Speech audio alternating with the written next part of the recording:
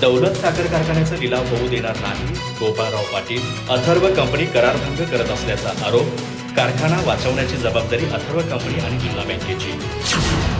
दौलत साखर कारखाना भाडेतत्वावर घेताना अथर्व कंपनीने कारखान्यावरील सर्व देणी भागवण्याचे मान्य केले होते. मात्र SDF कर्ज वेळेत न भरल्यामुळे दिल्ली येथील DRT कोर्टाने कारखाना विक्रीची नोटीस दिली आहे.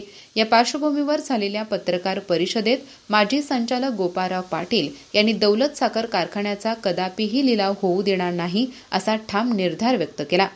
गोपाळराव पाटील म्हणाले की जिल्हा बँक आणि अथर्व कंपनी दरम्यान झालेल्या करारानुसार शेतकऱ्यांची ऊस बिले, कामगार देणी, SDF कर्ज आणि इतर शासकीय देणी भागवणे ही अथर्वची जबाबदारी होती. करारात नमूद असूनही 6 वर्षात SDF कर्जाचा भरणा झाला नाही.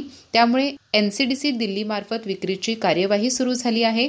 दिनांक 25 सप्टेंबर 2012 रोजी जिल्हा बँकेने 50.65 कोटी थकीत कर्जासाठी कारखान्याचा ताबा घेतला होता. त्यानंतर 2019 मध्ये कारखाना 39 वर्षाच्या लिव्ह अँड लायसन्स करारावर अथर्व इंटरटेड प्रायव्हेट लिमिटेड कंपनीला देण्यात आला. कंपनीने एकूण 162.47 कोटींची देणी स्वीकारली होती. मात्र SDF कर्जाचा भरणा करारात नमूद असूनही करण्यात आला नाही. कारखान्याने ऑक्टोबर 2011 अखेर जिल्हा बँकेला 240 कोटी व नंतर अथर्वकडून 55 कोटी अशी 295 कोटी रुपयांची व्याजाची रक्कम दिली असल्याचे पाटील यांनी सांगितले. DRT कोर्टाच्या आदेशामुळे कारखाना सभासदांवर नामुष्की ओढवली आहे. करारानुसार देणी भागवणे ही अथर्व कंपनी व जिल्हा बँकेची जबाबदारी आहे, असे त्यांनी स्पष्ट केले.